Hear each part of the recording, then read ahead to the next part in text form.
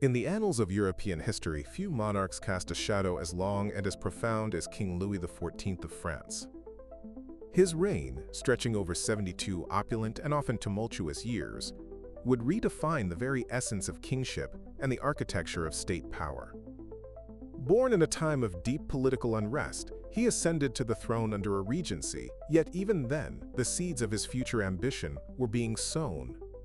He famously declared, "L'État, c'est moi," or "I am the state," a pronouncement that wasn't merely boastful but truly encapsulated his philosophy of governance. This statement wasn't just a metaphor. It was a blueprint for absolute rule, a declaration that the entirety of France's authority, identity, and destiny resided within his singular person.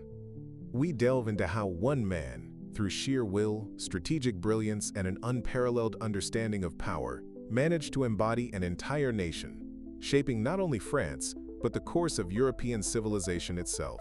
Born in 1638, Louis XIV's arrival was heralded as a divine miracle, earning him the moniker Dieu donné, or God-given. His parents, King Louis XIII and Anne of Austria, had been married for 2 decades without producing a living heir, making his birth a moment of immense national relief and celebration.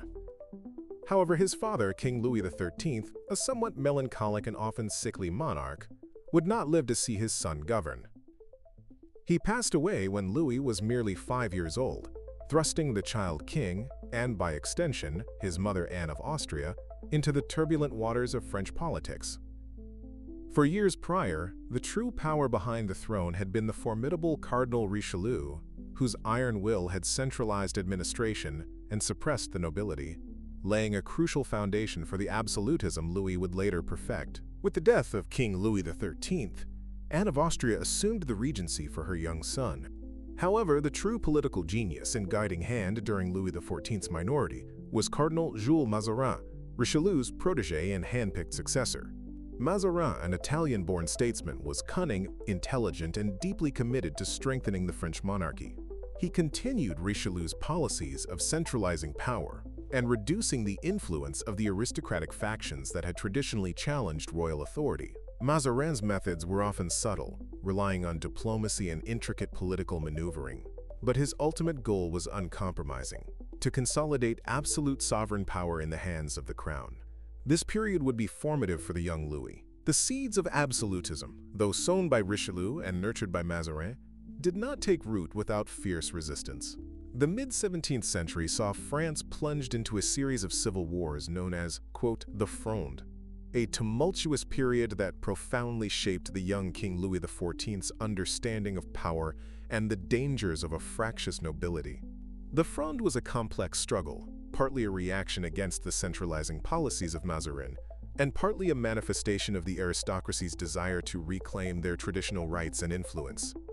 For a young Louis, this was not a distant political struggle. It was a personal threat. He, his mother, and Mazarin were often forced to flee Paris, experiencing the humiliation and vulnerability of a monarch without absolute control. The traumatic experiences of the Fronde left an indelible mark on King Louis XIV. He witnessed firsthand the chaos that aristocratic ambition and public discontent could unleash upon the kingdom. This period, far from weakening his resolve, solidified his conviction that the only way to ensure stability and prosperity for France was through an unchallengeable, absolute monarchy. He vowed that no power, neither the nobility nor the parlements nor any popular uprising, would ever again threaten the authority of the crown. This deeply personal experience fueled his later efforts to centralize all power, subdue the aristocracy, and transform the monarchy into an institution of unprecedented might and majesty. The lessons learned during those desperate years became the bedrock of his long and impactful reign. Cardinal Mazarin continued to guide France and the young King Louis XIV until his death in 1661. Many at court expected Louis, now 22 years old, to appoint a new chief minister, continuing the tradition of a powerful regent or advisor wielding the reins of government. However, Louis defied all expectations. He gathered his counselors and famously declared that he would thenceforth be his own chief minister, making all decisions himself. This was a revolutionary moment. a seismic shift in the balance of power. It marked the unequivocal end of the Regency era and the official commencement of Louis XIV's personal rule, a direct assertion of his will to govern absolutely and without intermediation. France was about to embark on an unprecedented journey under the direct control of its sovereign. King Louis XIV's declaration of personal rule was not merely symbolic, it was immediately followed by decisive action. One of the first and most dramatic examples was the arrest of Nicolas Fouquet, the highly ambitious and notoriously corrupt superintendent of finance. Fouquet had amassed immense wealth and built a lavish estate, Vaux-le-Vicomte, which in its grandeur rivaled even the royal palaces. Louis saw Fouquet's ostentatious display of wealth and independent power as a direct challenge to his own authority. The public arrest and subsequent trial of Fouquet, though perhaps tainted by royal envy, served as a powerful message to all French nobles and officials. No one, regardless of their position or wealth, was beyond the king's reach or above the law of the crown. The centralization of power under King Louis XIV extended to every facet of government. He systematically dismantled the traditional power bases of the regional aristocracy and replaced them with officials directly appointed by and accountable to the crown. The intendants, royal administrators chosen from the bourgeoisie or lesser nobility, were dispatched to the provinces with sweeping powers to oversee justice, finance, and policing, effectively bypassing local feudal lords. These intendants became the eyes and ears of the king, ensuring that royal decrees were enforced and that taxes were collected efficiently. This network of loyal bureaucrats allowed Louis to extend his authority into every corner of the kingdom, creating a more uniform and responsive administration. Further consolidate his authority, King Louis XIV established a network of specialized councils to advise him on different aspects of governance, rather than relying on a single chief minister. These councils, such as the Council of State, the Council of Finances, and the Council of Dispatches, were staffed by men of talent and loyalty, often from common or lesser noble backgrounds, who owed their positions solely to the king. This structure ensured that no single individual or faction could accumulate too much power, as all decisions ultimately rested with Louis himself. He presided over many of these council meetings, actively participating in discussions and making final judgments, thereby reinforcing his central role in all state affairs. The grand spectacle of Versailles, a project that would define King Louis XIV's reign, did not begin as an elaborate palace, but as a relatively modest hunting lodge inherited from his father. Louis had a particular affection for the site, seeking refuge from the persistent political pressures and crowded conditions of the Louvre in Paris. Initially, he commissioned his architects to expand and beautify the existing structure, intending it as a place of retreat and entertainment rather than the monumental seat of government it would ultimately become. The beginnings of Versailles were humble, a personal sanctuary for a young monarch who desired a space apart from the intense scrutiny of the Parisian court. The transformation of Versailles from a hunting lodge into the most magnificent palace in Europe was a gradual but relentless undertaking spanning decades and involving thousands of craftsmen. King Louis XIV envisioned a palace that would not only house his court, but also symbolize the absolute power and grandeur of the French monarchy. It was more than just a residence. It was a carefully designed stage for the display of royal authority. From the initial expansions under architects Louis Lavaux and Jules Hardouin-Mansart, to the breathtaking gardens sculpted by André Lenotre, every stone, every fountain, every tree was meticulously planned to reflect the king's supreme authority and aesthetic vision. Versailles became the ultimate instrument for King Louis XIV to control the turbulent French nobility. Before his reign, nobles maintained power bases in their regional estates, often acting as independent potentates. Louis understood that bringing them under his direct supervision was crucial for absolute rule. He transformed Versailles into a golden cage, where attendance at court became absolutely essential for any noble aspiring to political influence, social standing, or royal patronage. Life at Versailles revolved entirely around the king, with elaborate ceremonies and strict etiquette designed to emphasize his centrality and diminish the nobles' independent authority, turning them into courtiers vying for his favor. The daily routine at Versailles was a meticulously choreographed theatrical performance, with King Louis XIV as the central actor. His lever waking up and couture going to bed ceremonies were elaborate public rituals, attended by select nobles who considered it a great honor to perform even the most menial tasks, such as handing the king his shirt. Every aspect of his day, from his meals to his walks in the garden, was subject to strict protocol.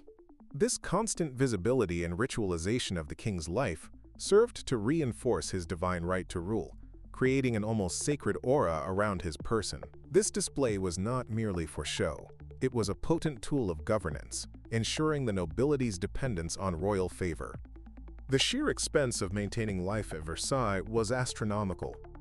Nobles were expected to live grandly, dress sumptuously, and participate in elaborate court events, often driving them into debt. This financial dependence on the king further eroded their ability to challenge his authority. Many nobles found themselves selling off parts of their ancestral lands to maintain their status at court, unknowingly sacrificing their independent power for the illusion of influence. By diverting their energies from regional rebellions to competing for royal favor and lavish appearances, King Louis XIV skillfully neutralized a powerful and historically disruptive force within France, cementing his absolute control. The gardens of Versailles, designed by the legendary André Le Nôtre, were as instrumental to King Louis XIV's vision of absolutism as the palace itself. These vast, geometrically perfect gardens were a triumph of human mastery over nature, symbolizing the king's control over his realm, just as he controlled the natural landscape. Intricate parterres, sculpted trees, and magnificent fountains, often powered by complex hydraulic systems, showcased a level of engineering prowess that mirrored the king's administrative achievements. The axial lines stretching to the horizon projected an image of infinite power and order, a clear metaphor for the king's omnipresence and perfect reign over France. King Louis XIV understood that true majesty extended beyond politics and architecture. It encompassed culture and the arts. He became an unparalleled patron of artists, writers, and musicians, transforming France into the cultural capital of Europe. He established royal academies for painting and sculpture, architecture and dance, to standardize artistic practices and promote a distinctly French style, often dubbed Louis Couture style. These institutions not only produced magnificent works, but also ensured that artistic expression served the glory of the king and the state, further solidifying his image as the Sun King, around whom all creative endeavors revolved. Jean-Baptiste Colbert, King Louis XIV's brilliant minister of finance, played a pivotal role in strengthening France's economy and funding the king's ambitious projects and wars. A staunch advocate of mercantilism, Colbert believed that a nation's wealth was measured by its accumulation of gold and silver, which could only be achieved through a highly regulated economy. He implemented policies designed to promote French industry, protect domestic manufacturers with high tariffs, and encourage exports while restricting imports. He founded numerous royal manufactories for luxury goods like tapestries, glass, and porcelain, ensuring France's economic self-sufficiency and prestige. Colbert's economic policies under King Louis XIV went beyond merely managing finances. They were about transforming France into an economic powerhouse. He reformed the tax system, attempting to make it more efficient and less corrupt, though absolute equality remained elusive. He also invested heavily in infrastructure, roads, canals, and ports, to facilitate trade and communication across the kingdom, laying the groundwork for a more unified national economy. By streamlining custom duties and creating a national market, Colbert aimed to make France economically dominant, providing the vital revenue stream necessary to support the king's magnificent court, vast army, and numerous wars. From the very beginning of his personal rule, King Louis XIV understood that a strong military was not merely an instrument of war but a cornerstone of absolute power. He inherited an army that was largely a collection of feudal levies and mercenary bands. Under the guidance of his war minister, François-Michel Le Tellier, Marquis de Louvois, Louis undertook unprecedented military reforms. The army was professionalized, with standardized uniforms, strict discipline, regular pay, and improved training. Loyalty was shifted from individual commanders to the king himself, creating a formidable national force directly under his command, ready to enforce his will both at home and abroad. The reforms initiated by Louvois for King Louis XIV's military also included significant advancements in military engineering and logistics. Sébastien Leprestre de Vauban, a brilliant military engineer, revolutionized siege warfare and fortification design, constructing a formidable network of star-shaped fortresses along France's borders. Furthermore, Louvois ensured that the army was well supplied and housed, establishing hospitals for the wounded and institutions like Les Invalides in Paris to care for veterans. These comprehensive reforms transformed the French army into the largest, most professional, and most effective fighting force in Europe, a powerful tool for French expansion and the projection of the Sun King's power. With his internal position solidified and a formidable army at his disposal, King Louis the Fourteenth embarked on a series of aggressive foreign wars, driven by a desire for martial glory, territorial expansion, and the establishment of French hegemony in Europe. His ambitions were vast, aiming to secure France's natural borders and extend its influence. These wars, however, were costly, both in terms of human lives and financial resources, and would ultimately define much of his reign. They were a direct manifestation of his philosophy. A great monarch must assert his power through military might and diplomatic dominance on the international stage. The War of Devolution, beginning in 1667, was King Louis the Fourteenth's first major conflict. Claiming that his wife, Maria Theresa, daughter of King Philip IV of Spain, was owed territories in the Spanish Netherlands under an obscure law of devolution, Louis invaded with his newly reformed army. The war was relatively short and successful, demonstrating the effectiveness of the French military. Louis secured several strategic towns and cities in Flanders, signaling France's emergence as a dominant military power and directly challenging the established balance of power in Europe.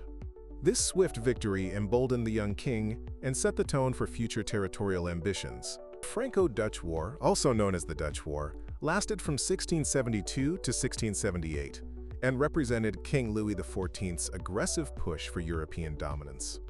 Feeling threatened by the Dutch Republic's economic power and its role in opposing his previous advances, Louis launched a devastating invasion.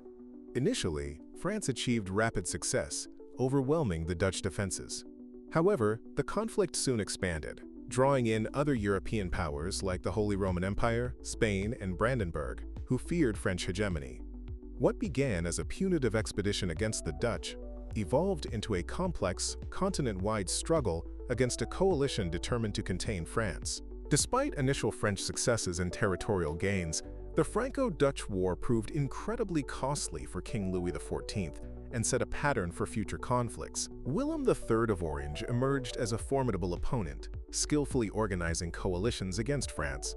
Although the Treaty of Nijmegen, which concluded the war, granted France significant territories, including Franche-Comté and additional lands in the Spanish Netherlands, it also solidified a widespread European fear of French expansionism. Louis's military prowess was undeniable, but so too was the growing resentment among other European powers, who saw his ambition as a direct threat to peace and stability on the continent.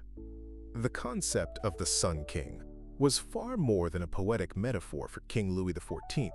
It was a carefully cultivated symbol of his absolute power and the divine right of kings. Just as the sun is the center of the solar system, providing light and life, Louis positioned himself as the indispensable center of France and its universe. This image was meticulously promoted through art, architecture, and courtly ritual. His emblem, a radiant sun, appeared everywhere, from gilded palace decorations to military standards, imbuing his rule with cosmic significance and projecting an aura of unparalleled majesty and omnipotence to both his subjects and foreign powers. The Baroque artistic style, with its grandeur, drama, and opulent detail, found its ultimate expression and purpose under King Louis XIV. He embraced Baroque as the official style of the French monarchy, commissioning countless works of art, architecture, and music that glorified his reign and the French state. Masters like Jean-Baptiste Lully for music, Charles Lebrun for painting and decoration, and Jules Hardouin-Mansart for architecture, all worked to create a unified aesthetic that reflected the king's taste for magnificence.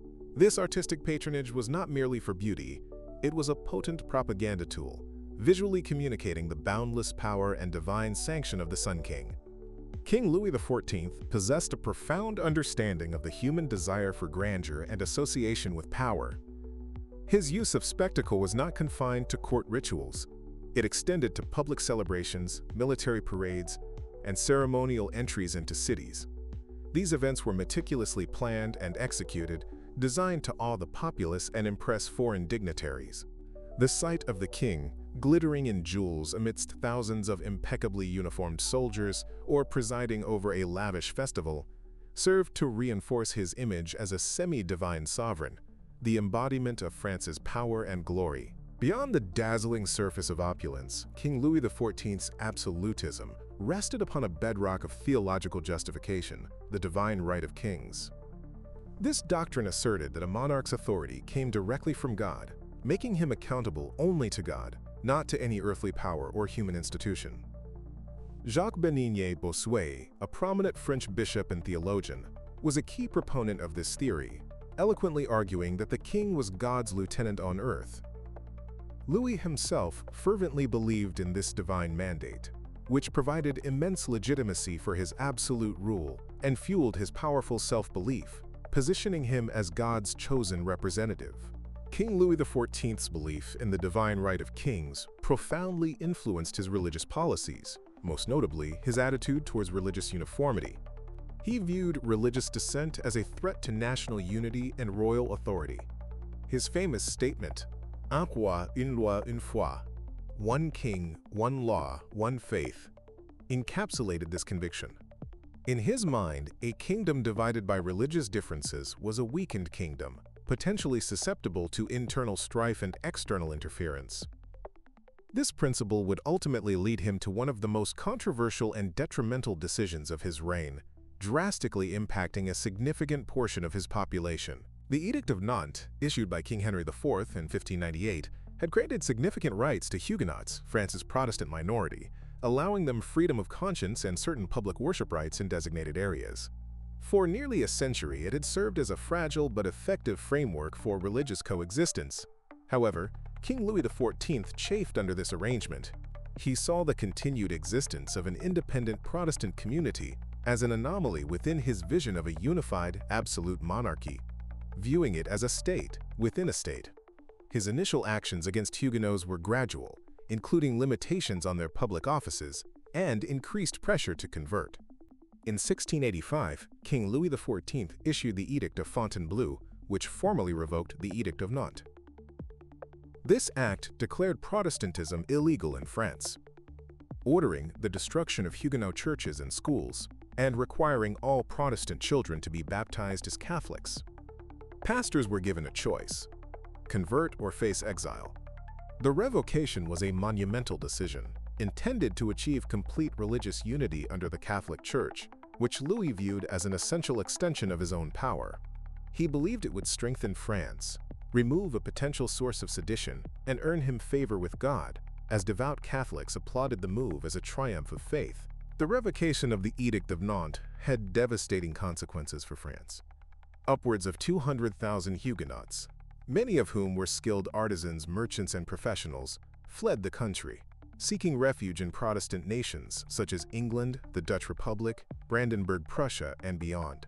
This exodus represented a significant brain drain and economic loss for France, as these valuable citizens took their talents, capital, and trade networks with them. Moreover, it fueled bitter resentment in Protestant Europe against King Louis XIV, intensifying diplomatic isolation and providing fertile ground for future anti-French alliances, ultimately weakening France's international standing. The building of Les Invalides in Paris by King Louis XIV stands as a testament to his commitment to his soldiers and the grandeur of his reign. This magnificent complex, completed in 1676, was designed as a home and hospital for aged and injured veterans of his wars. Before this, wounded soldiers often faced destitution upon their return from service. Les Invalides, with its monumental architecture and golden dome, not only provided solace and care for those who had sacrificed for France, but also served as a lasting symbol of the king's paternalistic care for his army and a powerful reminder of his military prowess. It was another way to bind loyalty to the crown. King Louis XIV's policies were not merely about consolidating power within France, but also about projecting that power globally. He supported efforts to expand France's colonial empire, particularly in North America, with figures like René Robert Cavelier, Sieur de la Salle, claiming vast territories in the Mississippi Basin, naming it Louisiana in his honor. While not as focused on colonial expansion as some other European powers, Louis understood the strategic and economic benefits of overseas territories and worked to establish French presence and influence in various parts of the world, thereby cementing France's position as a truly global power.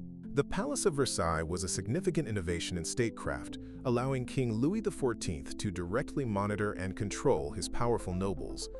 By requiring their presence at court, he removed them from their provincial power bases, where they might foment rebellion.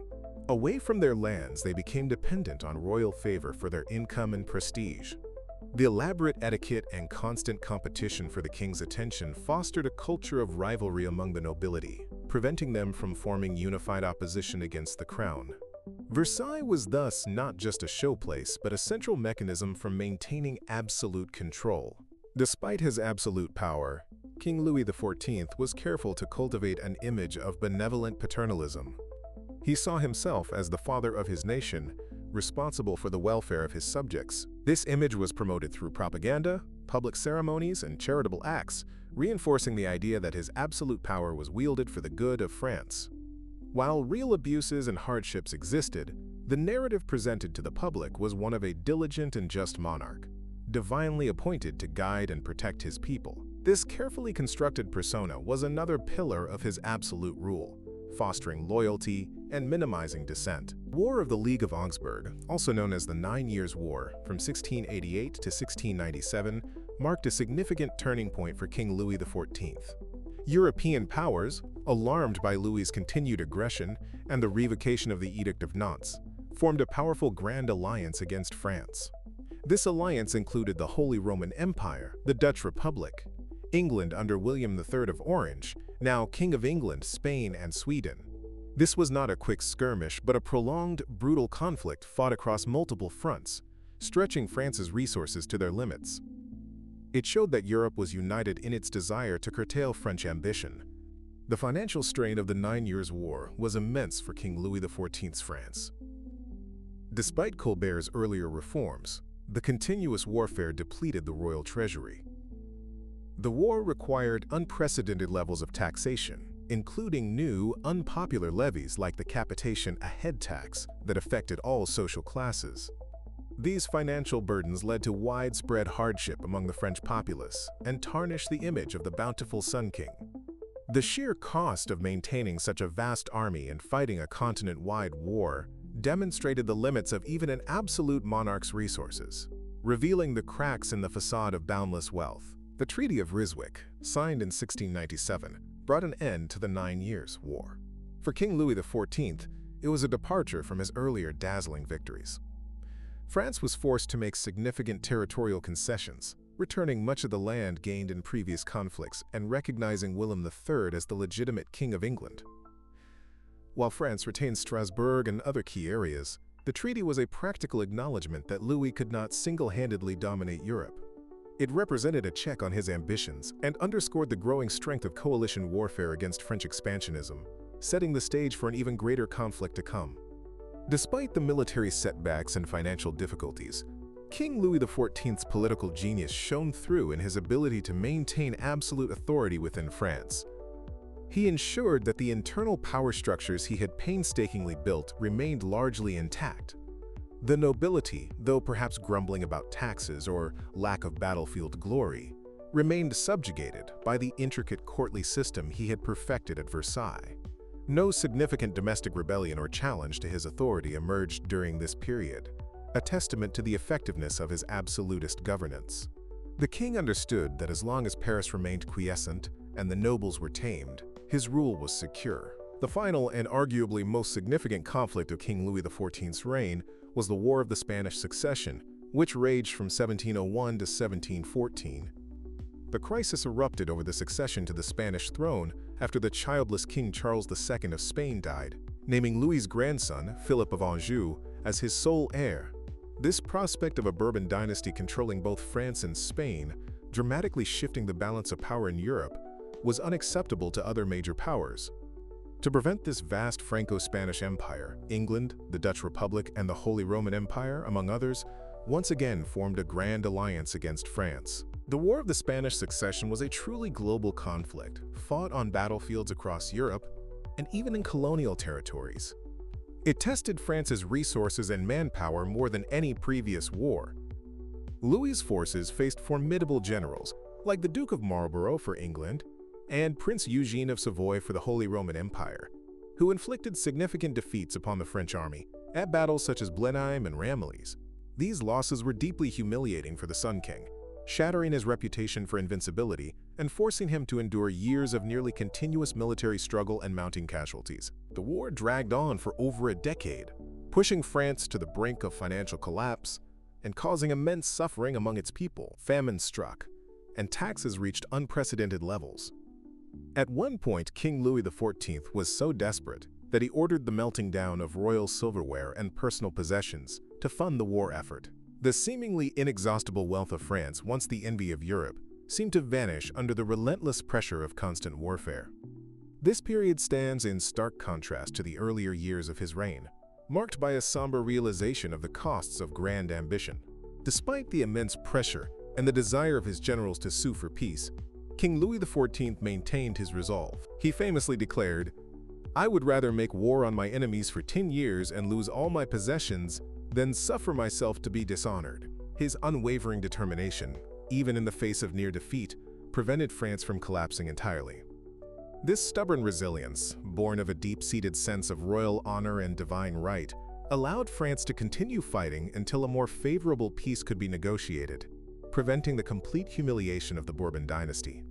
The War of the Spanish Succession finally concluded with the treaties of Utrecht in 1713 and Rastatt in 1714. While France did lose several colonial possessions and influence, King Louis XIV achieved his primary aim. His grandson, Philip, remained on the Spanish throne as Philip V. However, a crucial condition was imposed. The crowns of France and Spain would never be united under a single monarch. This outcome, though not a triumph, was a remarkable diplomatic achievement given France's dire military situation. It preserved the Bourbon line in Spain, but secured the balance of power in Europe, ending the period of French unchallenged ascendancy. King Louis XIV's reputation as the Sun King was a carefully crafted image of celestial power, but his later years were shadowed by personal tragedies and national weariness. Death relentlessly visited the royal family, taking his only legitimate son, the Grand Dauphin, in 1711, followed by his grandson, the Duke of Burgundy, and his great-grandson, the Duke of Brittany, within the next 2 years. These successive deaths left only his 5-year-old great-grandson, the future King Louis XV, as the direct heir, creating a profound sense of anxiety about the succession and the future of France after his passing. The final years of King Louis XIV's reign were characterized by a profound paradox. While France's international power was diminished, his personal authority within the kingdom remained absolute. He continued to govern with the same meticulous attention to detail, presiding over councils and ensuring the smooth functioning of his centralized administration. However, the grandeur of Versailles and the glory of the monarchy were now layered with the undeniable weight of extensive wars, heavy taxes, and personal loss. The Sun King, though still radiating power, felt the inevitable chill of mortality and the accumulating burdens of a long reign. King Louis XIV eventually succumbed to gangrene on September 1, 1715, just days before his 77th birthday. His last words to his great-grandson, the 5-year-old future King Louis XV, are famously recorded. "My child, you are going to be a great king. Do not imitate me in the taste that I have had for building, nor in that which I have had for war. Try, on the contrary, to live in peace with your neighbors." These words reveal a rare moment of introspection and perhaps regret from the Sun King, a stark acknowledgement of the immense human and financial cost of his grand ambitions, urging a different path for the next generation. King Louis XIV's legacy is one of profound transformation for France and Europe. He bequeathed to his great-grandson a nation that was administratively centralized, culturally dominant, and militarily formidable, albeit heavily indebted. His reign established the absolute monarchy as the dominant form of government in France for the next century, deeply influencing political thought and practice across the continent. The structures he built, from the bureaucracy to the army, laid foundations that would last long after his death, shaping the very idea of the modern state. Perhaps the most enduring symbol of King Louis XIV's personal rule is the Palace of Versailles itself. More than just a building, it stands as a colossal monument to absolute monarchy, art, and order. It was the physical embodiment of his declaration, "L'État, c'est moi," demonstrating how all power and glory emanated from the king. Versailles would inspire countless imitations across Europe, as other monarchs sought to emulate the Sun King's court and project similar images of centralized authority, cementing its place not just in French history, but in the history of European civilization. The administration of justice under King Louis the Fourteenth, while theoretically centralized under the crown, was a complex and often uneven system. He reformed some legal procedures and promoted the codification of French law, notably through the Code Louis, which aimed for greater uniformity. However, local customs and feudal jurisdictions still held considerable sway, particularly in the provinces.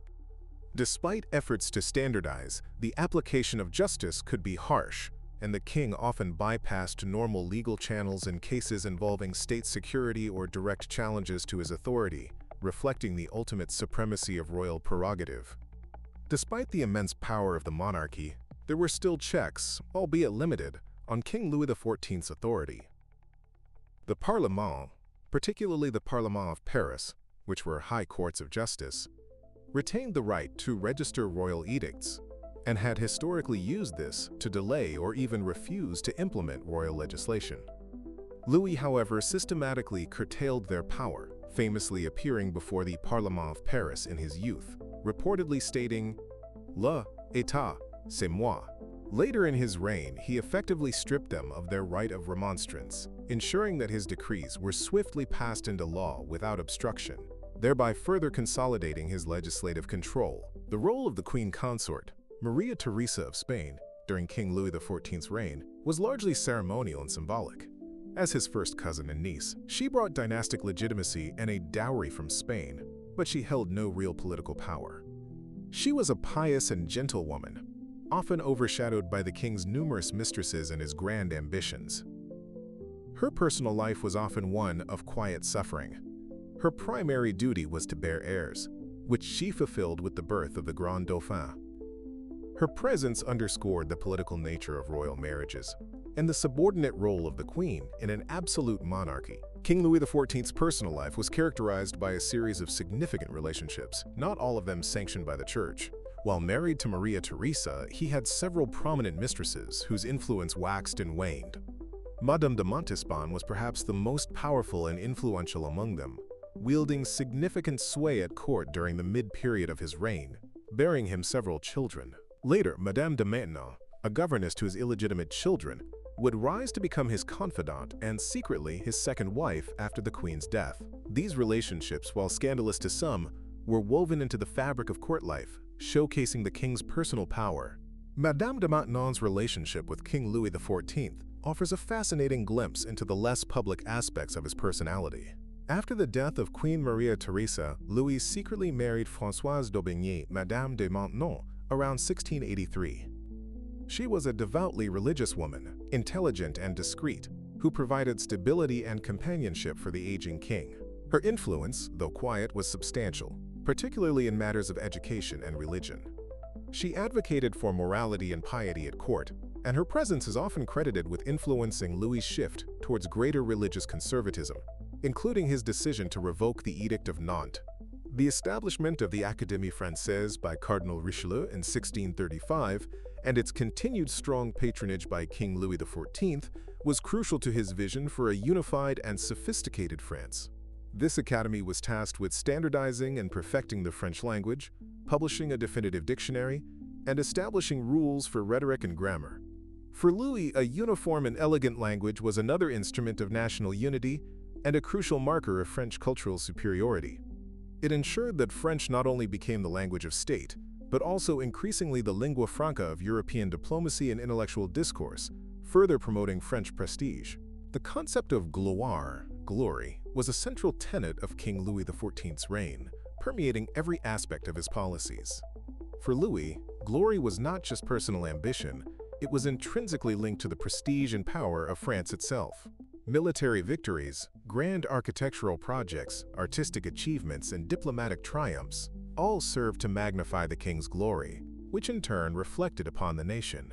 He believed that a monarch's purpose was to pursue glory incessantly, ensuring his own immortal legacy and elevating France to an unrivaled position in the world. The development of French opera under Jean-Baptiste Lully, King Louis XIV's court composer, was another significant cultural achievement tied directly to royal patronage. Lully created a distinct French operatic style, blending music, dance, and spectacle, often centered on tales that glorified the king or reinforced monarchical values. These lavish productions, performed for the court at Versailles, were powerful artistic expressions of gloire. The king himself, a skilled dancer in his youth, would sometimes perform in his own ballets, embodying the central role of the Sun King in both art and statecraft.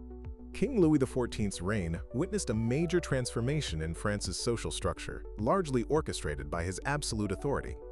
The traditional feudal hierarchy, with its semi-independent regional lords, was systematically weakened. While the nobility retained their privileges and prestige, their political power was largely absorbed by the crown. In parallel, the influence of the bourgeoisie, particularly those who served the state as intendants, financiers, or legal officials, grew significantly. This shift created a more centralized, stratified society directly subservient to the king, diminishing intermediary powers that might challenge royal control. The system of patronage that King Louis XIV mastered was integral to his control over the nobility. Notables sought royal favor not just for positions and titles, but for pensions, offices, and even marriage alliances brokered by the king. This constant need for royal benefaction ensured that the aristocracy remained dependent on the crown, actively competing for attention rather than conspiring against it. By controlling the flow of wealth and opportunity, Louis maintained a tight grip on the loyalty and ambition of an entire social class, cementing their reliance on his absolute authority. The development of bureaucracy under King Louis XIV was a hallmark of his rationalized state. He expanded and professionalized the civil service, creating a system of appointed officials who were loyal to the state and, by extension, to him. This vast administrative apparatus, staffed by salaried individuals rather than semi-independent feudal office holders, allowed for the efficient collection of taxes, the enforcement of laws, and the implementation of royal policies across the entire kingdom. This shift from personal loyalties to institutionalized service was a critical step in building the modern French state. King Louis XIV's approach to religion was complex, marked by both a deep personal piety and a political determination for uniformity. He regularly attended Mass and confessed his sins, believing firmly in Catholic doctrine. However, this personal faith was inextricably linked to his role as monarch. He saw himself as the defender of the Catholic Church in France and, by extension, God's chosen instrument. This convergence of personal belief and political imperative fueled his campaign against Protestantism and led him to exert significant control over the Gallican Church, ensuring its subservience to royal authority while maintaining its independence from Rome. The concept of the fête galante and elaborate outdoor festivals became another cornerstone of court life under King Louis XIV, merging entertainment with political control. These lavish events, often held in the gardens of Versailles, involved music, dancing, theater, fireworks, and intricate promenades. They provided opportunities for the nobility to display their wealth and grace, but critically, they kept them engaged, entertained, and focused on courtly life, centered around the king. The sheer expense and grandeur further reinforced the spectacle of royal power, diverting energies away from political maneuvering and rebellion. The influence of classical antiquity was deeply ingrained in the art, architecture, and even the self-image of King Louis XIV. He saw himself as a successor to the Roman emperors, embodying the virtues of strength, order, and imperial glory. Versailles and many of the art commissioned during his reign drew heavily on classical motifs, mythology, and architectural principles. This classical revival was a deliberate choice to align his reign with the grandeur of past empires, providing a timeless and universal justification for his absolute rule and his vision of France as the dominant power. King Louis XIV's foreign policy was largely driven by a continuous quest to secure and expand France's borders. His ambition for natural frontiers, the Rhine, the Pyrenees, and the Alps, directly led to repeated conflicts with neighboring powers who viewed French expansion as a threat to their sovereignty. This policy reflected his conviction that France, as the leading European power, had a right to define its boundaries and secure strategic territories.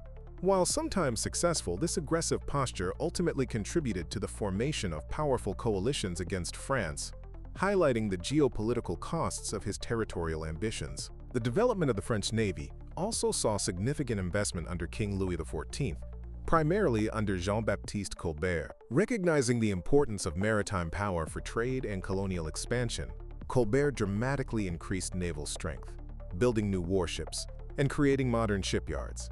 This naval expansion aimed to challenge the dominance of England and the Dutch Republic at sea and protect French colonial interests. While the French army remained his primary focus, the Navy was crucial for projecting French power beyond its continental borders and defending its coasts and trade routes, a necessary component of a truly global power. The concept of reason of state, or raison d'etat, provided the philosophical underpinning for many of King Louis XIV's policies. This doctrine, popularized by Cardinal Richelieu, asserted that the interests of the state were paramount and could justify actions that might otherwise be considered immoral or unlawful. For Louis, this meant that the pursuit of dynastic glory, territorial expansion, and the consolidation of absolute power were not merely personal desires, but necessary duties for the ultimate benefit and security of France. It was a cold, pragmatic justification for the centralization of power and aggressive foreign policy. King Louis XIV placed great emphasis on education, particularly for the elite. He understood that a well-trained bureaucracy and military leadership were essential for the efficient functioning of his absolute state. He supported academies and schools that taught subjects relevant to governance, engineering, and military science. Furthermore, for the children of poorer nobility, Madame de Maintenon founded the Saint Cyr Institute for aristocratic girls, providing a rigorous education focused on piety and service. This investment in education aimed to produce loyal and capable servants of the crown, reinforcing the meritocratic elements of his administration. The rigid etiquette and elaborate ceremonies at Versailles were not simply for show. They served a crucial psychological purpose for King Louis XIV. The highly formalized interactions, the precise hierarchy of access and privilege, constantly reinforced who held power and who was dependent. Nobles were forced to spend immense time and energy navigating this complex social maze, seeking proximity to the king as a symbol of their status. This environment suppressed independent thought and fostered a keen sense of competition for royal favor, effectively defanging potential rivals and channeling their ambitions into harmless courtly rivalries rather than outright rebellion. King Louis XIV's patronage of the sciences also contributed to France's intellectual leadership.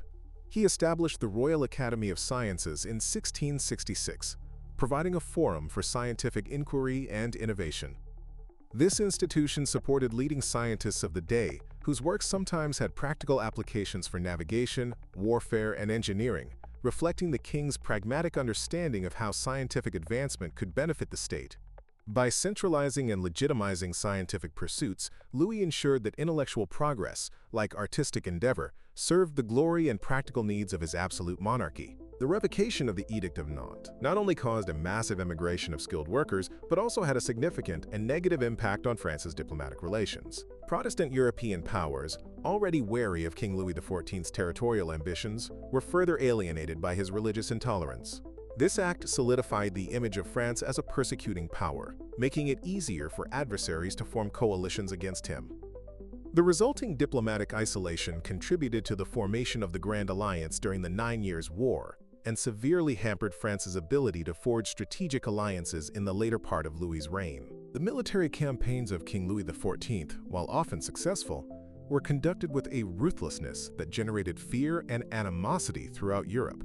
His commanders, under his direct orders, often employed scorched earth tactics, particularly in the Palatinate during the 9 Years' War, devastating entire regions to deny resources to the enemy. This brutality cemented Europe's image of Louis as an expansionist and cruel monarch, contributing to the widespread desire to curb his power. The human cost of these tactics was immense and further alienated populations from French rule, making long-term territorial gains difficult to maintain peacefully. The king's personal chapel at Versailles, the Chapelle Royale, was a stunning example of his deep devotion intertwined with his ambition for grandeur. Built as a separate architectural masterpiece within the palace complex, its soaring columns, intricate sculptures, and breathtaking frescoes created an environment of awe-inspiring reverence. Here, Louis attended daily Mass, reinforcing his image as a devout Catholic monarch, chosen by God. The chapel served as a spiritual heart for the court, yet its opulence also powerfully demonstrated the king's temporal power and patronage over the church itself. King Louis XIV's policies towards poverty and social welfare were less revolutionary than his administrative reforms. While initiatives like Les Invalides addressed the plight of veterans, widespread poverty and vagrancy remained significant challenges. Efforts were made to establish hôpitaux généraux to house the poor and mentally ill, but these were often more punitive than charitable, aimed at controlling social unrest rather than alleviating suffering. The state provided some relief through charitable institutions, often managed by the church, but ultimately the burden of poverty was largely left to local communities and religious orders, reflecting the limitations of even an absolute monarchy in solving societal ills. The concept of primogeniture, where the eldest son inherits all titles and property, was fundamental to the dynastic succession that King Louis XIV sought to secure. His focus on producing legitimate heirs and the careful arrangement of royal marriages throughout Europe were all part of a grand strategy to ensure the continuity of the Bourbon dynasty and expand its influence. The trauma of the Fronde had shown him the dangers of a weak succession, making the stability of his direct line paramount to the security and future of the French state. The cultivation of luxury industries under Jean-Baptiste Colbert and King Louis XIV was a deliberate economic strategy to boost France's prestige and wealth. Manufactories like the Gobelins tapestry works, the Savonnerie carpet factory, and Saint-Gobain glass production became internationally renowned. These state-sponsored enterprises produced exquisite goods that adorned Versailles and were exported across Europe, generating significant revenue and cementing France's reputation for unparalleled craftsmanship and taste. This economic and cultural dominance was yet another strand in the absolute power woven by the Sun King. The construction of the Canal du Midi, completed during King Louis XIV's reign under the supervision of Pierre-Paul Riquet, was an engineering marvel and a testament to the era's ambition. Connecting the Atlantic Ocean to the Mediterranean Sea through a system of locks and channels, it dramatically facilitated trade and communication within southern France. Though a massive undertaking, this infrastructure project showcased the state's capacity for large-scale public works and bolstered the national economy. It was also a symbol of Louis's commitment to internal improvements designed to unify the diverse regions of his kingdom. The system of don gratuit, or free gift, was a financial mechanism used by King Louis XIV to extract funds from the French clergy. While exempt from direct royal taxation, the church periodically made voluntary contributions to the crown. Louis, however, exerted considerable pressure to ensure these gifts were substantial and regular, effectively making them a form of taxation. This manipulation of clerical resources demonstrated the king's control over even the powerful Gallican church, ensuring that both secular and spiritual wealth could be tapped to serve the needs of the absolute state and its incessant wars. The use of spies and informers was a pervasive, if often hidden, aspect of King Louis XIV's internal security. To maintain absolute control and prevent any nascent conspiracies, he established a sophisticated network of agents who monitored the court, the nobility, and even the general populace. Letters were intercepted, conversations overheard, and reports filed directly to the king or his trusted ministers. This atmosphere of constant surveillance, though rarely visible, generated a pervasive sense of caution and obedience, further discouraging any open dissent or challenge to royal authority. King Louis XIV's fascination with military pageantry and the visual impact of his army was integral to his image. Beyond efficient fighting, the army was also a symbol of French power and royal glory. Parades, reviews, and ceremonial marches were frequent, showcasing the perfectly uniformed regiments and their synchronized movements. The sheer spectacle of such an organized and disciplined force was designed to impress both his subjects and foreign observers, reinforcing the might of the Sun King and ensuring that France's military strength was not just a reality, but a visible and awe-inspiring presence. The concept of Gallicanism, the assertion of French royal and ecclesiastical authority over the Pope in France, was strongly supported by King Louis XIV.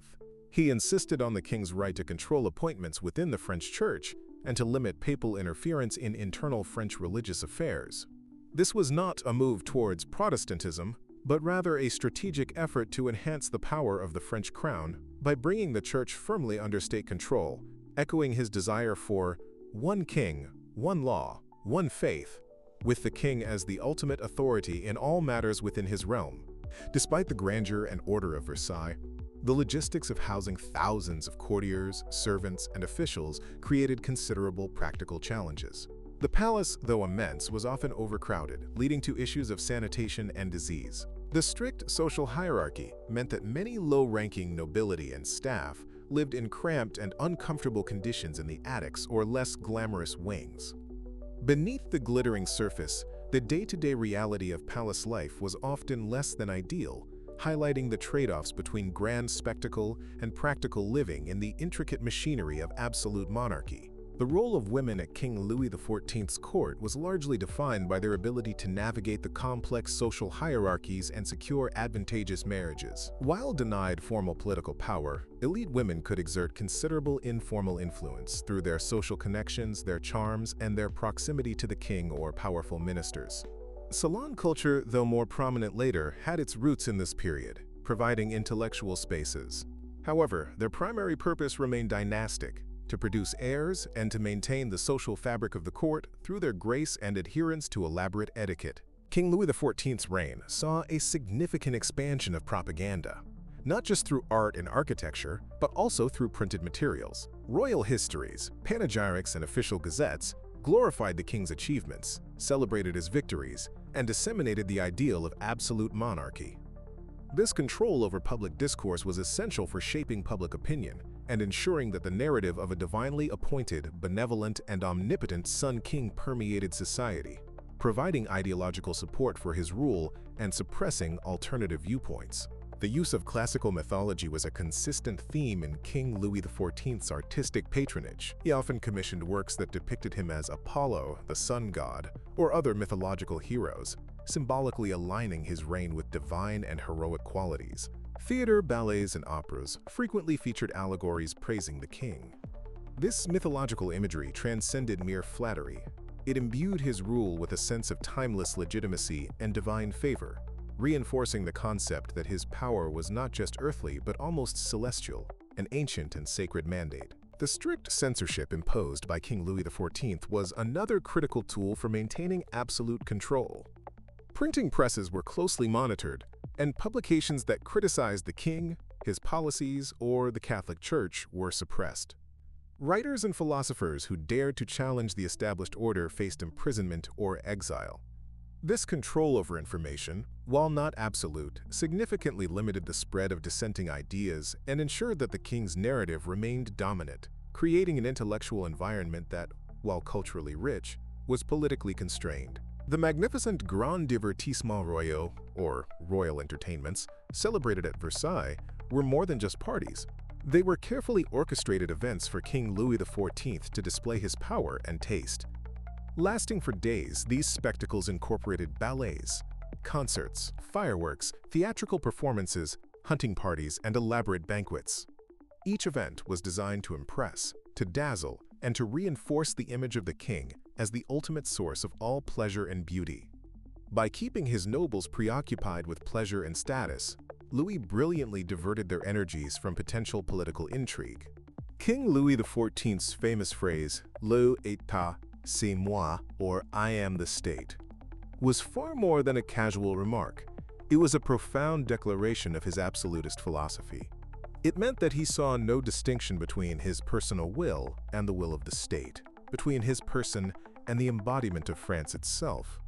Every decision, every policy, every grand project sprang directly from his personal authority.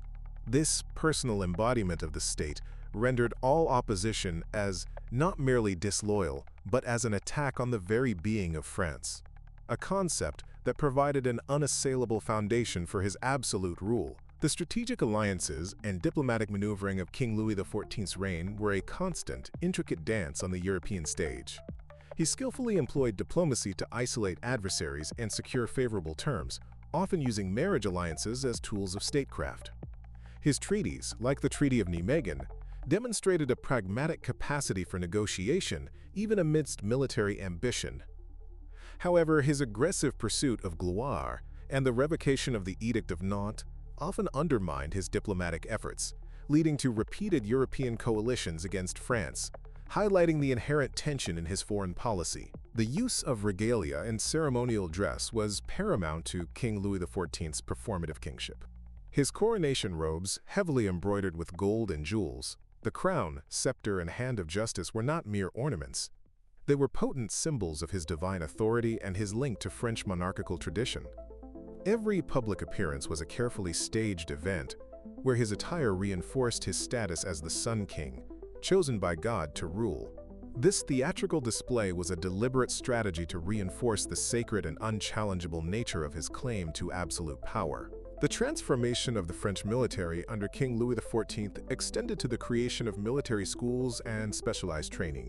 These institutions ensured a steady supply of well-trained officers and engineers loyal to the crown, rather than to local lords. This professionalization of the officer corps, along with standardized tactics and weaponry, made the French army a formidable and cohesive force, capable of executing complex maneuvers across battlefields throughout Europe. The king's personal interest in military matters drove these innovations, making the army a direct extension of his will. The construction of magnificent townhouses and palaces in Paris by Colbert and other prominent officials under King Louis XIV served as both a display of wealth and a contribution to the glorification of the capital. These grand residences, often designed by the king's own architects, solidified Parisian urban elegance.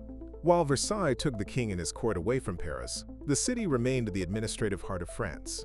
The architectural splendor of noble residences in Paris also reflected, albeit on a lesser scale, the king's influence on style and his desire for all elements of French power to radiate grandeur. The role of finance ministers, particularly Jean-Baptiste Colbert, was crucial to the success of King Louis XIV's ambitious projects.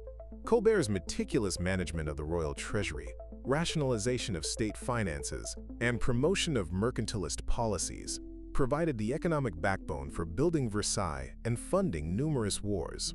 His efficiency, while sometimes unpopular due to strict tax collection, ensured that the state had the financial resources needed to implement the king's vision of absolute power and glory. Without such careful stewardship, the grand ambitions of the Sun King would have been unattainable. King Louis XIV's policies towards regional languages and cultures reflected his desire for a unified French nation.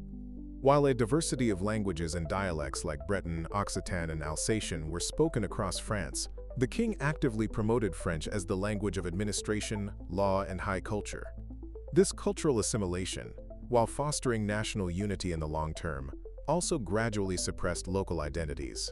By strengthening a common French identity, the king aimed to bind his subjects more closely to the centralized state and to himself. The use of elaborate court masquerades and ballets, often with allegorical themes, was a favorite form of entertainment and soft power for King Louis XIV. The king himself frequently participated in these productions, famously portraying Apollo, the sun god, in the Ballet de la Nuit in 1653, which cemented his Sun King persona. These events allowed him to physically embody the virtues and ideals he wished to project, blurring the lines between ruler and performer, and further cementing his iconic image in the minds of his courtiers and observers. King Louis XIV's approach to international law and treaties was pragmatic, but often opportunistic. While he engaged in diplomacy and signed treaties, he often interpreted them in ways that maximized French advantage or claimed obscure pretexts for territorial expansion, as seen in the War of Devolution. This willingness to push legal boundaries and exploit loopholes contributed to a climate of mistrust among other European powers, who increasingly viewed his agreements with suspicion. His power was derived from the sword, and diplomacy was often seen as a means to consolidate military gains, not to purely maintain balance. The role of women in providing scientific and mathematical knowledge at court was limited, but some prominent salon hostesses and noblewomen fostered intellectual discourse.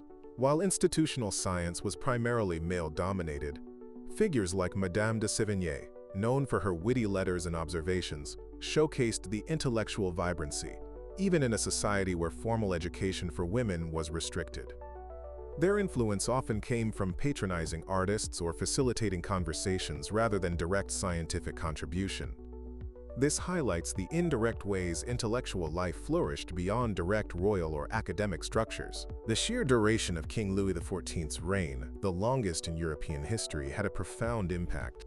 72 years on the throne meant he outlived multiple generations of rivals, ministers, and even his own heirs. This unprecedented longevity provided stability, but also led to a degree of rigidity and over-centralization in his later years. The continuity of his rule allowed him to execute truly long-term policies and projects, like Versailles and his military reforms, but it also meant that the entire state became deeply accustomed to his personal direction, creating challenges for his successors. The practice of lettres de cachet, arbitrary arrest warrants signed by King Louis the Fourteenth, was a stark symbol of his absolute power and the absence of legal constraints. These letters could order imprisonment or exile without trial, used against political opponents, troublesome individuals, or even family members. While not used extensively every day, the threat of a lettre de cachet hung over the heads of nobles and citizens alike, serving as a powerful deterrent against dissent and reinforcing the king's ultimate authority to bypass any legal process in the name of the state. The concept of the Great Chain of Being, a hierarchical structure of all matter and life, with God at the top, followed by angels, humans, animals, and so on, was a prevalent worldview in King Louis XIV's era. The king, as God's representative on earth, occupied the highest position in the earthly realm, directly below the divine. This cosmological framework provided a powerful and widely accepted justification for absolute monarchy, portraying the king's rule as a natural and divinely ordained order, reflecting the perfect harmony of the universe. King Louis XIV's impact extended to the very infrastructure of Paris itself. Though he preferred Versailles, he still oversaw ambitious urban planning projects in the capital. These included the construction of magnificent squares like Place Vendôme and Place des Victoires, adorned with monuments to his glory. New bridges, hospitals like the Salpêtrière, and the completion of grand boulevards transformed Paris into a more orderly and imposing capital, a fitting symbolic counterpart to the grandeur of Versailles, showcasing his ability to shape the entire urban landscape of his kingdom. The art of miniature painting flourished under King Louis XIV, providing an intimate medium for portraiture and gifts. These exquisite, small-scale portraits, often encased in precious metals and jewels, were highly prized at court. They served as personal mementos, diplomatic gifts, and subtle tools of patronage. Courtiers would exchange them, demonstrating loyalty or affection, while the king himself commissioned countless miniatures of his family, mistresses, and favored nobles. This detailed artistry, though small in scale, reflected the overall courtly emphasis on precision, elegance, and the personal touch of royal influence. The Grand Siècle, or Great Century, is the term often used to describe the reign of King Louis XIV, a period of unparalleled French cultural, political, and military ascendancy. This era saw France establish itself as the dominant power in Europe, setting standards in everything from diplomacy and military organization to fashion, art, and language. While the later years were marred by war and hardship, the overall narrative of the Grand Siècle, cultivated by Louis himself, emphasized France's golden age, a testament to the absolute power and vision of the Sun King. The Jansenist controversy was a significant theological and political struggle that King Louis XIV confronted throughout his reign. Jansenism, a Catholic theological movement emphasizing original sin, divine grace, and predestination, was seen by Louis not merely as a theological heresy, but as a potential source of political disobedience, reminiscent of the Fronde. He repeatedly condemned Jansenist doctrines and persecuted its followers, attempting to enforce complete religious conformity to a state-approved Catholicism. This prolonged struggle demonstrated his unwavering determination to control not only the bodies but also the souls of his subjects. King Louis XIV was acutely aware of the power of portraiture to convey his image and status. He commissioned numerous portraits throughout his life, each carefully designed to project specific qualities: youth and vitality, martial prowess, or majestic dignity. The most famous, by Hyacinthe Rigaud, depicts him in elaborate coronation robes, standing proudly, illustrating his regal presence. These portraits were not just artistic representations, they were official statements of power, distributed to foreign courts and throughout his kingdom, ensuring his omnipresent image as the absolute monarch. The royal library, which would later become the Bibliothèque Nationale de France, saw significant expansion and organization under King Louis XIV. He understood the importance of accumulating knowledge and preserving national patrimony. His librarians diligently collected books, manuscripts, and maps from across Europe, making it one of the largest and most comprehensive libraries of its time. This investment in intellectual resources further solidified France's position as a center of learning and culture, serving the interests of the state by providing access to vast stores of information for its scholars and administrators. The fashion of the 17th century, particularly that of the court of King Louis the XIV, became an international standard. From the elaborate powdered wigs and high-heeled shoes for men to the voluminous silk gowns and corsets for women, French fashion defined luxury and taste. This was no accident. Louis deliberately used fashion as a tool of soft power, promoting French manufactures and ensuring that other European courts looked to Versailles for style. By dictating taste, he further cemented France's cultural hegemony and the aspirational allure of his absolute monarchy. The system of universal conscription, while not fully realized until later periods, had its origins during King Louis the XIV's reign, particularly during the protracted wars. The sheer demand for soldiers pushed the state to develop more systematic ways of raising troops beyond voluntary enlistment and mercenaries.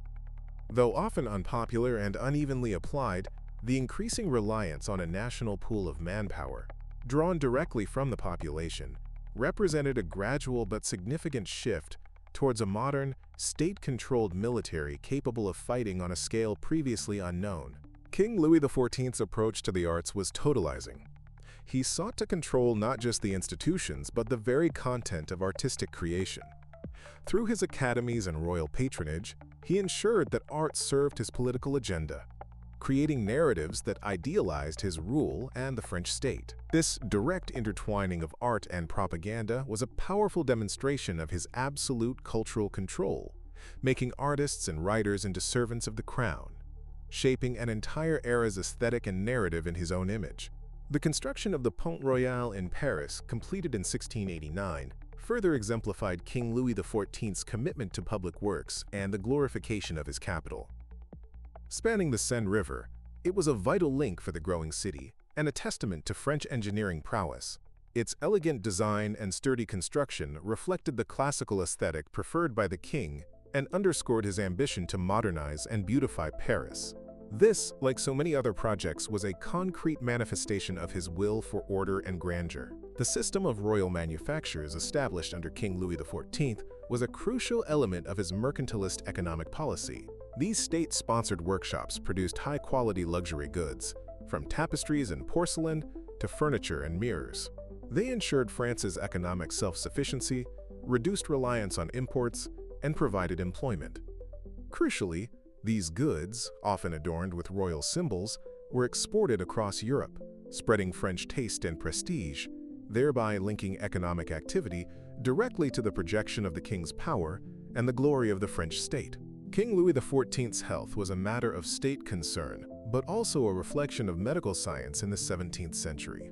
He endured numerous ailments, from smallpox in his youth to a fistula operation later in life, and finally gangrene. Despite the primitive nature of medicine, constant documentation of his health kept the court and public informed. His ability to recover and continue governing often contributed to his almost mythical image of invincibility.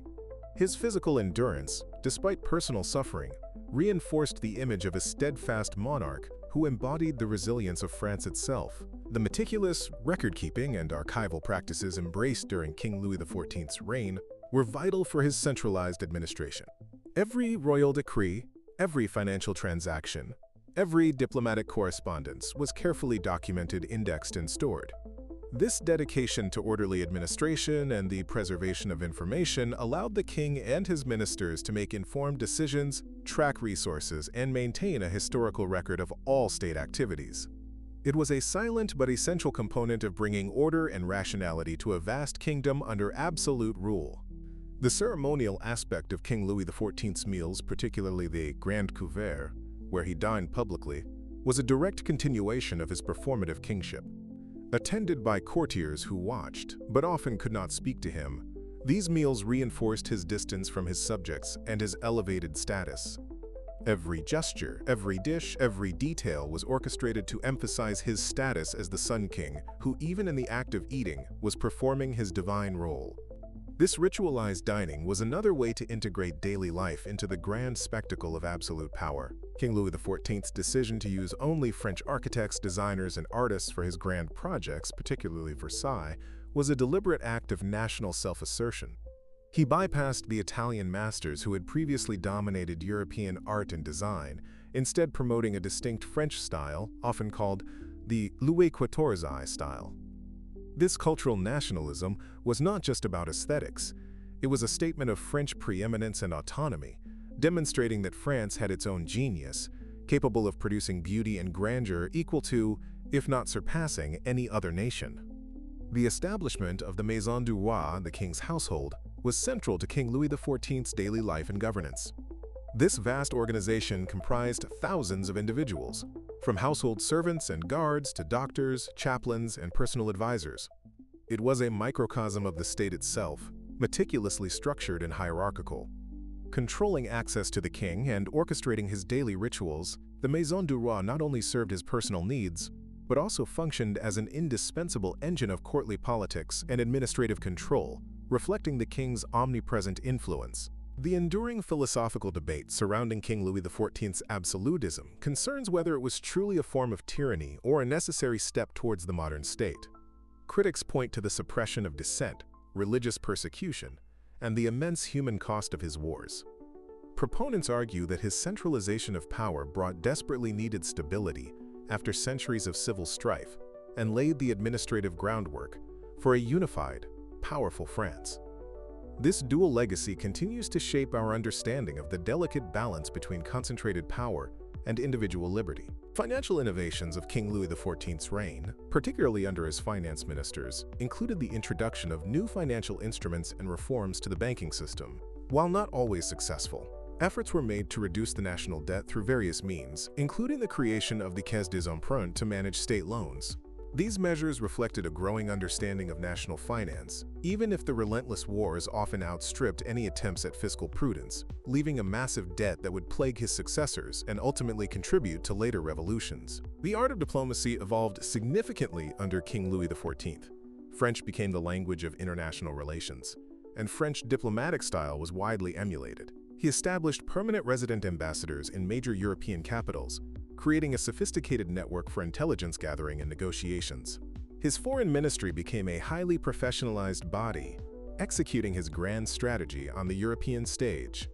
This structured approach to diplomacy, combined with a powerful military, allowed France to exert unparalleled influence, even when not actively at war. King Louis XIV's reign fundamentally altered the political and cultural landscape of France and, indeed, of Europe. He transformed a fragmented kingdom into a centralized, modern state, leaving an enduring legacy of administrative efficiency, cultural brilliance, and military might. Yet his relentless pursuit of gloire also led to devastating wars, religious intolerance, and crippling debt. The Sun King, who declared, quote, "I am the state," demonstrated both the immense possibilities and the profound costs of absolute power, forever defining the trajectory of France and the narrative of European monarchy for centuries to come. The emphasis on military discipline and professionalism instilled by King Louis XIV and his war minister Louvois extended to the treatment of soldiers. While conditions were harsh by modern standards, regular pay, standardized uniforms, and the establishment of hospitals like Les Invalides marked a significant improvement over previous eras. These measures fostered loyalty to the crown and made military service a more viable, albeit still dangerous, profession. This care for the infantry, once largely disregarded, was a calculated move to create a more resilient and dedicated fighting force for the absolute monarch. The Royal Observatory in Paris, established in 1667 under King Louis XIV's patronage, was a key institution for the advancement of science and navigation. Home to astronomers like Giovanni Domenico Cassini, it produced precise maps, refined astronomical tables, and conducted groundbreaking observations. This scientific endeavor, like so many others, was aligned with state interests, aiding in better navigation for France's merchant and naval fleets, and providing a practical benefit to France's global ambitions. It also showed the king's commitment to tangible scientific progress, not just abstract theory. King Louis XIV's commitment to public spectacle extended to the magnificent fireworks displays that frequently illuminated the skies above Versailles and Paris. These pyrotechnic extravaganzas, often accompanied by music, were symbols of celebration and royal power. They awed the populace and courtiers alike, demonstrating the king's ability to command not only land and water, but even the very elements. The ephemeral beauty of these displays, vanishing as quickly as they appeared, reinforced the transient yet overwhelming nature of the Sun King's brilliance and glory. The Code Noir, or Black Code, issued in 1685 by King Louis the Fourteenth, was a brutal legal framework governing slavery in France's colonies, particularly in the West Indies. This decree defined the conditions of slavery, dictated the rights and duties of slave owners, and provided detailed regulations for the lives, punishments, and emancipation of enslaved people. While attempting to impose order on colonial society, it codified the inhumane institution of chattel slavery, demonstrating the profound moral contradictions inherent in the pursuit of colonial empire and the darker aspects of the absolute state's reach. Finally, the enduring influence of King Louis XIV's absolutism on subsequent European monarchs cannot be overstated. His model of centralized power, grand court, professional army, and state-sponsored culture became the blueprint for other rulers across the continent. From Frederick the Great of Prussia to Catherine the Great of Russia, he cemented the idea that a powerful, unified state led by an unquestioned sovereign was the ideal form of governance. Even as Enlightenment ideas challenged absolute rule, the foundations laid by the Sun King continued to shape the political imagination of Europe for generations to come, truly making him an architect of the modern state.